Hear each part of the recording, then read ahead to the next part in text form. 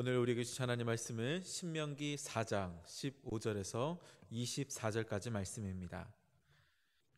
여호와께서 호렙산 불길 중에서 너에게 말씀하시던 날에 너희가 어떤 형상도 보지 못하였은즉 너희는 깊이 삼가라. 그리하여 스스로 부패하여 자기를 위해 어떤 형상대로든지 우상을 새겨 만들지 말라. 남자의 형상이든지 여자의 형상이든지 땅 위에 있는 어떤 짐승의 형상이든지 하늘을 나는 날개 가진 어떤 새의 형상이든지 땅 위에 기는 어떤 곤충의 형상이든지 땅 아래 물속에 있는 어떤 어족의 형상이든지 만들지 말라. 또 그리하여 내가 하늘을 향하여 눈을 들어 해와 달과 별들 하늘 위의 모든 천체 곧 너희 하나님 여호와께서 천하 만민을 위하여 배정하신 것을 보고 미혹하여 그것에 경배하며 섬기지 말라. 여호와께서 너희를 택하시고 너희를 쇠 풀무불 곧 애굽에서 인도하여 내사 자기의 기업의 백성을 삼으신 것이 오늘과 같아도 여호와께서 너희로 말미암아 내게 진노하사 내게 요단을 건너지 못하며 내 하나님 여호와께서 내게 기업으로 주신 그 아름다운 땅에 들어가지 못하게 하리라고 맹세하셨은즉 나는 이 땅에서 죽고 요단을 건너지 못하려니와 너희는 건너가서 그 아름다운 땅을 얻으리니 너희는 스스로 삼가 너희의 하나님 여호와께서 너희와 세우신 언약을 잊지 말고 내 하나님 여호와께서 금하신 어떤 형상의 우상도 조각하지 말라. 내 하나님 여호와는 소멸하는 불이시요 질투하시는 하나님이시니라. 아멘. 오늘도 영상으로 새벽 예배에 참여하신 여러분 모두에게 하나님의 귀하신 은혜가 함께 하시기를 간절히 소망합니다. 탈무드에 나오는 이야기입니다. 한 동네에 극렬하게 하나님을 반대하는 한 무신론자가 살았습니다. 그는 시간만 나면 이 사람들을 붙잡고 하나님이 존재하지 않는다라고 이야기를 했고요. 혹시 하나님이 있다고 하거나 혹은 자기의 말에 반대하는 사람이 있다면 몹시 화를 내면서 어떻게든 그 사람에게 모욕을 주는 아주 악한 사람이었습니다. 한 번은 그가 사는 동네에 한 여행자가 찾아왔습니다. 사실 그는 성지를 향해서 걸어가고 있는 순례자였었는데요. 그 사실을 몰랐던 이 무신론자는 이 사람을 붙잡고 또 평소처럼 하나님이 계시지 않는다라고 하는 궤변을 늘어놓기 시작했습니다. 그러나 이 순례자는 묵묵히 그의 말을 모두 경청했고요. 그리고 나서 그의 말이 끝나자마자 이제 이렇게 질문을 했습니다. 이보시오, 당신은 이 태양이 어떻게 생겼는지 본 적이 있어? 아이, 무슨 말도 안 되는 소리요. 사람의 눈으로 어떻게 태양을 볼 수 있겠소? 그러자 순례자는 씩 웃으면서 이렇게 말했다고 합니다. 아니, 태양도 제대로 보지 못하는 사람이 하물며 그 태양을 만드신 하나님이 계시는지 여부에 대해서 이야기한다는 것, 이것 자체가 우스운 일이 아니오. 이러고는 순례자는 다시 자기의 길을 갔다라는 것이지요. 이 기록에 보면 하나님을 보기 원했던 수많은 사람들이 존재했다라는 것을 알 수 있습니다. 물론 반대로 하나님이 존재하지 않는다라는 사실을 증명하기 위해 이것을 원했던 사람들도 있었겠지요. 그리고 사실 이 신명기를 기록한 모세도 이 하나님 보기를 원하는 사람들 중에 한 사람이었습니다. 출애굽 직후 금송아지 사건이 있은 후에 모세는 하나님께 이렇게 요청을 했습니다. 출애굽기 33장 18절 말씀. 모세가 이르되 원하건대 주의 영광을 내게 보이소서. 그러나 하나님은 모세의 요청을 거절하셨고요. 다만 그 하나님의 손으로 그를 덮으신 뒤에 그곳을 지나가심으로 하나님의 뒷모습만을 보게 하셨을 뿐입니다. 사람의 감각기관 중에 가장 많이 사용되고 또 가장 신뢰하는 것은 아마 시각적인 것일 겁니다. 바로 눈이다라는 거죠. 사람을 창조하신 하나님께서요, 이 사실을 모르실 리가 없습니다. 그렇기 때문에 우리가 생각할 때는 하나님께서 정말 모든 사람이 하나님 믿기를 원한다면 그 하나님의 형상을 보여주시고 그것을 눈으로 받아들이게 한다면 쉽게 많은 사람들이 하나님을 믿지 않을까 생각을 하게 됩니다. 그러나 하나님은 철저히 당신의 모습을 그 백성들이 보지 못하도록 하시는데요. 오늘 본문 말씀 15절에 이렇게 말씀하십니다. 여호와께서 호렙산 불길 중에서 너에게 말씀하시던 날에 너희가 어떤 형상도 보지 못하였은즉 너희는 깊이 삼가라. 아멘. 구약성경에서 형상이라고 번역된 단어는 원어로 보았을 때는 두 개의 단어로 나뉘는 것을 알 수 있습니다. 첫 번째 단어는 타브닛이라고 하는 단어인데요. 이 단어는 말 그대로 눈에 보이고 또 만질 수 있는 물리적인 외향을 이야기하는 것입니다. 아마 가장 많이 사용된 것이 바로 이 타브닛이라고 하는 단어일 텐데요.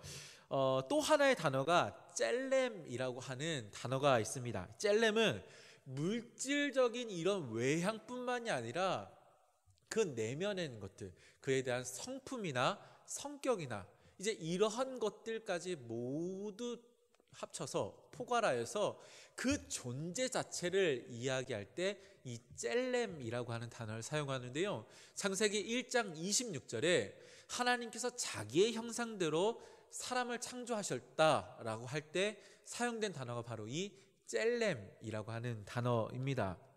그런데 오늘 본문에서 모세가 너희가 어떤 형상도 보지 못하였다 라고 할 때 이 형상은요, 바로 물리적인 외향을 이야기하는 타브닛이라고 하는 단어를 사용하고 있음을 우리가 알 수 있습니다. 그러니까 그 형상을 보지 못하였다, 그러니까 정확하게 말해서 하나님이 그 형상을 보여주시지 않았다라고 이야기하는 것이죠.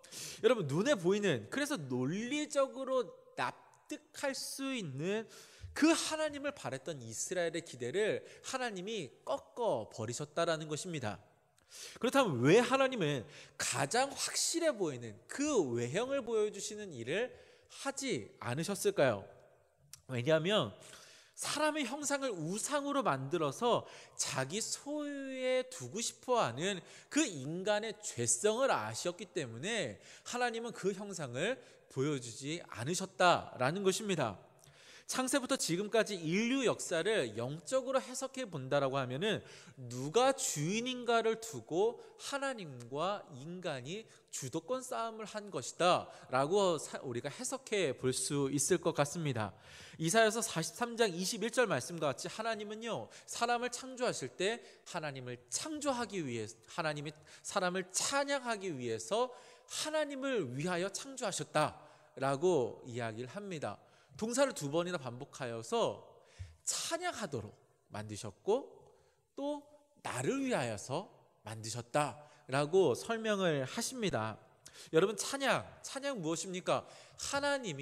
하나님이시며 그 하나님이 우리의 주인이시다라는 고백이 바로 이 찬양이지요. 그러나 이미 그 찬양을 가로채려다가 쫓겨나게 된 그 마귀가 이제 다시금 그 역할을 감당하도록 창조된 인간 역시 자기와 같은 길을 걷도록 유혹하였고, 결국 인간은 하나님 앞에 찬양하는 일을 버려두고 자기를 찬양하는, 자기가 하나님이라고 믿게 하는, 무엇보다 자기가 자기 인생의 주인이라고 믿게 하는 그 어리석은 멸망의 길을 걷게 하였습니다. 그래서 결국 인간은 자기가 자기의 주인이 되기 위해서 하나님을 떠나게 되었다라는 거죠. 뿐만 아니라 그 주인이신 하나님을 부정하기 위해서 그 하나님을 자기 소유물로 만들게 되는데, 이렇게 만든 소유물이 바로 우상이다라는 것입니다. 로마서 1장 23절 말씀, 썩어지지 아니하는 하나님의 영광을 썩어질 사람과 새와 짐승과 기어다니는 동물 모양의 우상으로 바꾸었느니라. 하나님의 영광을, 썩어지지 아니하는 하나님의 영광을 썩어질 피조물로 만드는 것, 누구를 위해서? 나를 위해서. 십계명 두 번째 계명에 보면요, 이 우상은 나를 위해서 만드는 것이다. 그러니까 너를 위해 새긴 우상이다 라고 말씀하시거든요. 즉 하나님께서 형상을 보여주시지 않는 이유가 무엇이냐? 우리가 우상을 만들어서 하나님의 주인 되심을 부정하고 자기가 자기 인생의 주인이라고 하는 이런 어리석은 우를 범하지 않도록 하나님께서 그 형상을, 그 외향을 보여주지 아니하셨다라는 것입니다. 사랑하는 성도 여러분, 하나님은 우리가 하나님의 형상을 구하기 원하시는 줄로 믿습니다. 다만 우리가 지금까지 이야기했던 것처럼 외향적인, 보이는 그런 물질적인 형상, 이것을 구하는 것이 아니라 하나님의 그 성품들, 즉 하나님의 선하심과 인자하심, 공의로우심, 또 사랑의 풍성하심과 같은 그 성품을 포함한 그 형상을 구하기 원하신다라는 것이지요. 여러분, 물리적인 형상은 우상을 만들어서 자기 소유에 넣고 싶어하는 그 욕구를 자극을 합니다. 그러나 존재로서의 형상은 그분의 성품을 본받게 하고 또한 그분의 뜻을 이루고 살고 싶어하는 그 거룩한 욕구를 만들어낸다라는 것이지요. 2000년 전 이 하나님의 형상을 요구했던 빌립이라는 사람 앞에 예수님은 나를 본 자는 아버지를 이미 보았느니라 라고 말씀하셨습니다. 여러분, 무슨 뜻이겠습니까? 그 하나님의 성품을 본받아 그 성품대로 살아가는 사람은 또한 그 성품으로서 하나님을 세상에 보여주게 된다라는 것이지요. 여러분, 바라건대 오늘 이 함께 예배 드리는 여러분 모두가 그 하나님의 존재로서의 형상을 본받아서 그 삶 가운데 이 성품을 살아냄으로써 세상 가운데 하나님의 형상을 드러낼 수 있는 복된 인생이 될 수 있기를 간절히 소망합니다. 그때 정말 참된 하나님의 형상이 우리의 삶과 이 땅 가운데 드러나게 될 것이고, 그 모습 바라보며 수많은 사람들이 하나님을 예배하는 날이 오게 될 줄로 믿습니다. 이런 귀한 은혜가 우리 모두에게 임하게 되기를 주님의 이름으로 간절히 축원합니다. 함께 기도하겠습니다.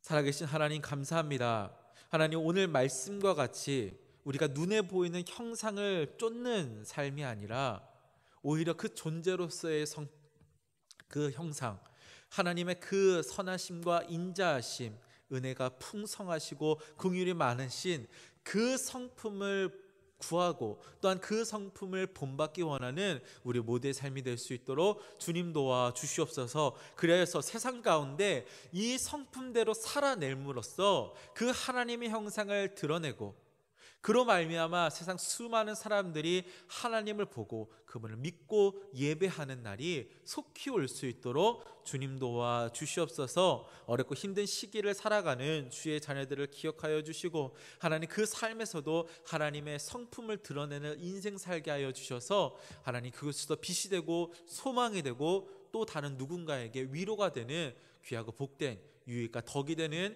인생 되도록 주님 축복하여 주시옵소서. 귀하신 주님께서 오늘도 그 형상 나타내실 것을 믿고 의뢰하며 우리 구주 예수 그리스도의 이름으로 기도합니다. 아멘.